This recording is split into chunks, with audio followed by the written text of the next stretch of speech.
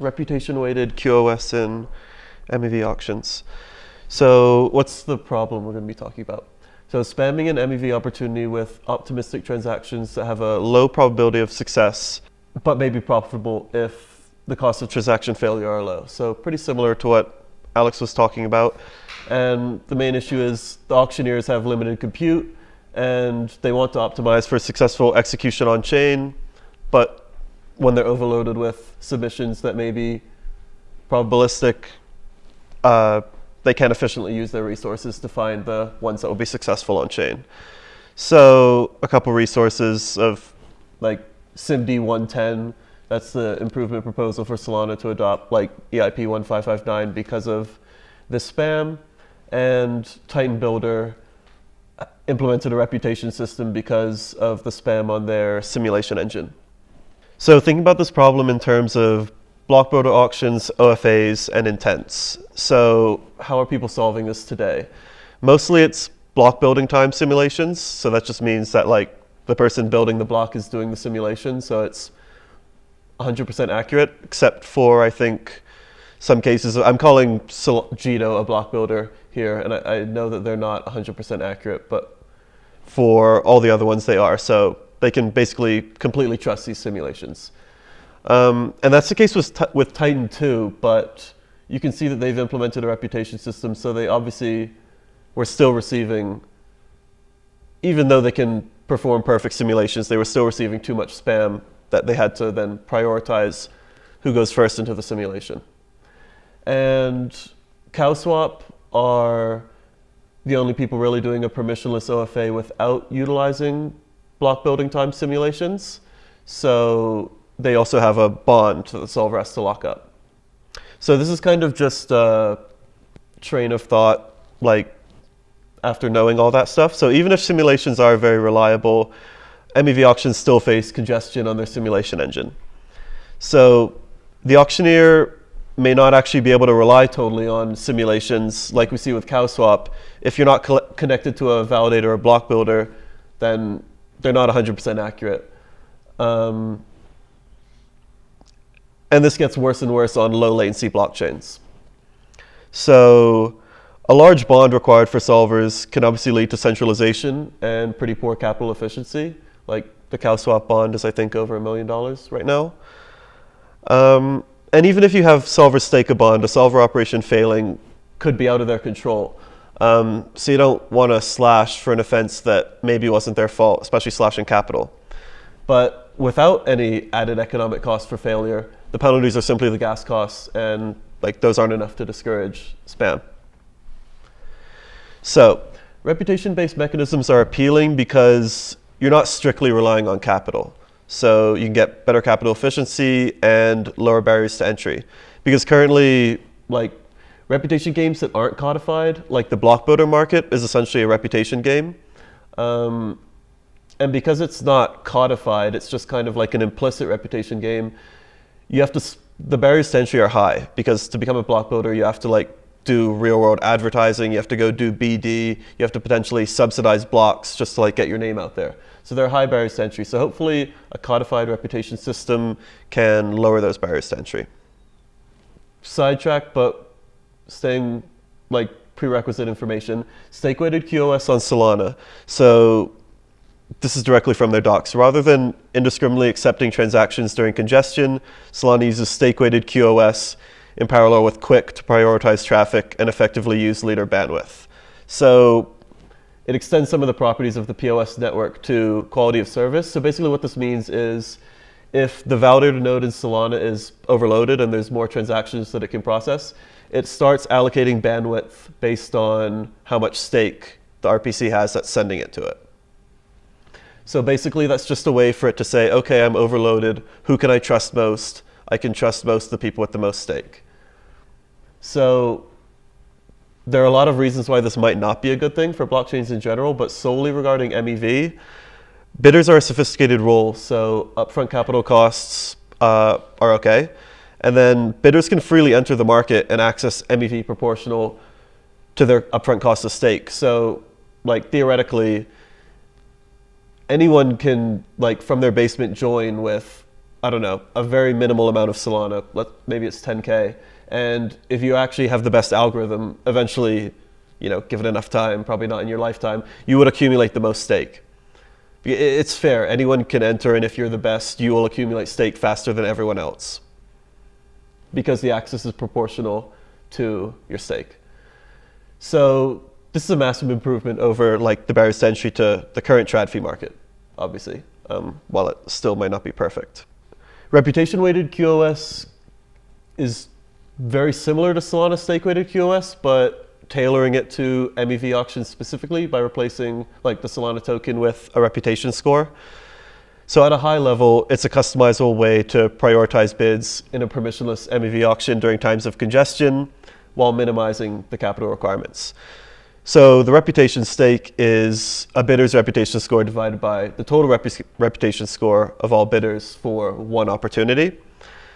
So overview of how it works. When the bids submitted are greater than the capacity of whatever resource the auctioneer is trying to efficiently use, then you want to start prioritizing access proportionally based on reputation stake. And so bidders that provide better outcomes to the auctioneer than their competitors accrue reputation at a faster rate. So that's basically like utilizing some of the nice properties of POS, where things are fair, and if you're the best, eventually you will accumulate the most reputation.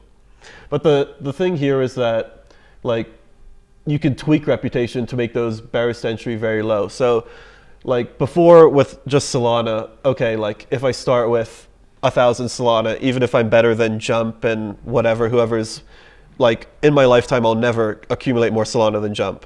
But like if it's a reputation thing that people can tweak, then okay, maybe you tweak it so I want a new solver to join. If they're the best solver, then they should have the most reputation within 3 months. Like you can kind of tweak that thing. Yeah, so the next point, arbitrary like slashing and admittance conditions allow applications to kind of fine tune the behavior. So you can imagine if it's Jito, they want to award reputation based on how high the bid was to the validator. And maybe you want to slash reputation for whenever you fail simulations. But if it's like an OFA, then you might want to reward them based on like how big their fill was. Was it a volatile token? Was it a stable token? The point is that like you can arbitrarily define these things, and each app will have their own conditions and can implement reputation differently and customize it to like what behaviors they want to incentivize. So think about implementing it for Atlas specifically. So just quickly to explain, the resource we want to efficiently use here with Atlas is the solver op queue. So the solver op queue is a list of solver operations that are bundled directly behind a user operation, and they execute sequentially in a try-catch loop until one is successful. So the thinking is basically that like the more solver operations you include, the higher chance the user actually gets, if it's an intent, the higher chance their trade actually gets fulfilled on chain. Because if one fails, it just atomically falls back to the next solver solution and the next one. But capacity is limited on the solver ops queue. We can't just put every solver op into the queue. So when more bids are submitted, then we can fit into the queue. We want to start prioritizing based on reputation.